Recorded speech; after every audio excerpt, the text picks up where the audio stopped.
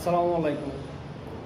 আমরা প্লাস্টার করার পরে কতদিন পর রং করতে পারবো, কতদিন পর রং করা যাবে, এটা হচ্ছে পুরোটাই ওই প্লাস্টার ওয়ালের ওপর নির্ভর করবে।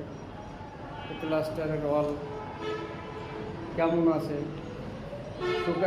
শুকায়েছে কি না, বা আর্দ্রতা দূর হয়েছে কি না, এটা দেখা লাগবে।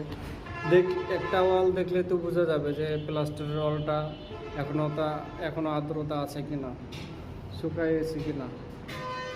দিনের যদি আমরা দিন বলতে যাই তাহলে অনেক ইঞ্জিনিয়ার বলে 45 দিন, কেউ বলে 2 মাস, কেউ বলে 3 মাস। ওটা পুরোটা নির্ভর করবে প্লাস্টারের ওয়ালের ওপর। আর দিন বলতে গেলে 45 দিন, 60 দিন এরকম অপেক্ষা করে দেখতে পারেন। 1.5-2 মাস হলে প্রায় ওয়ালটা ভালোভাবে শুকিয়ে যায়। যদি আপনি একবারে ভালোভাবে করতে চান 3 মাস অপেক্ষা করতে পারেন, 3 মাস পরে করলে